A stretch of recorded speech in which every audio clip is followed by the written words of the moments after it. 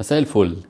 لو جبت عيل صغير كده معدي في الشارع ورحت قلت له ايه؟ قلت له امام عاشور جاله عرض في نادي عجيب في دوري اعجب، هتقول ايه؟ او هو يقول لك ايه؟ يقول لك ياسر دي سبوبه خلاص وده كوبري عشان يروح الاهلي.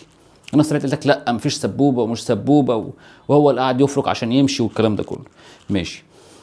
وقعد يقولوا لا دي الناس ما نظيفه ومش نظيفه ومفيش سبوبه اتاخدت وكلام ايه هري كتير كده قعد يطلع وبتاع. ماشي يا سيدي معاكم للاخر.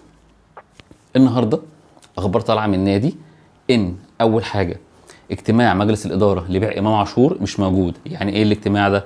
الاجتماع دوت بيطرح فيه العرض اللي جاي للاعب، النادي الفلاني هيدفع الفلوس الفلانيه، اللي موافق موافق واللي مش موافق مش موافق. بيعملوا اجتماع مجلس اداره والاغلبيه اللي بيحصل فيها بيتم التنفيذ سواء بالبيع او بالرفض البيع.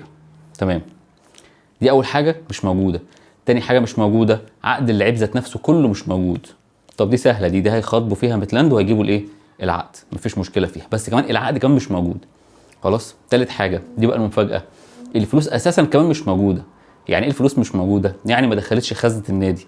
طيب اللي هيجي يقول لي هيقول لي ايه؟ يقول لي طب ما هو البنك محجوز عليه، الفلوس هتيجي ازاي؟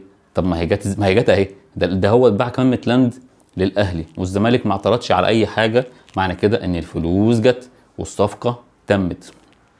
طيب لازم محاسبيا بقى، لازم مادام فلوس جات لك تخش الخزنه وبعدين تطلع. بمعنى ايه؟ يعني ما تجيش تقول لي اصل هو الفلوس دي صرفها على اللعيبه وصرفها على حاجات تانية ودفع ودفع ودفع ودفع. لا يا باشا الكلام ده مش موجود. الكلام ده في البيت عندك كده لما تقبض وتروح انت ايه؟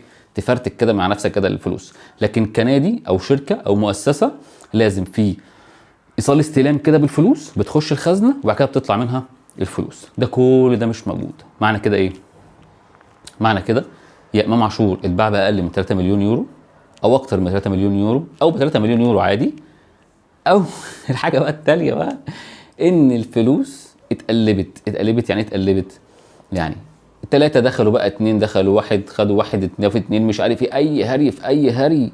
الفلوس اتقلبت، دخلت حساب شخص ما اتحولت له او خدناها كاش او ايا كانت الطريقه اللي خدنا بيها الفلوس اتقلبت. وطلع اخبار من جوه النادي بيقولوا ان دي هيبقى فيها شبهه اختلاس، مش بقى سبوبه وحموله. الموضوع هيطلع لدرجه اعلى. اختلاس دي يعني هتجاب فيها الناس كلها، كل مجلس الاداره بقى بالناس كلها.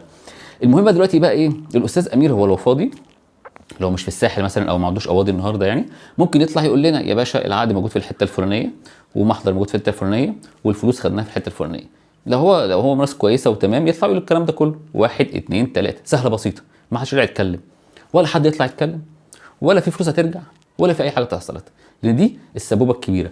طيب دي اخر حاجه؟ لا مش اخر حاجه. ايش ضمننا بقى اللعيبه اللي اتباعت كلها قبل كده حصل فيها نفس الموضوع؟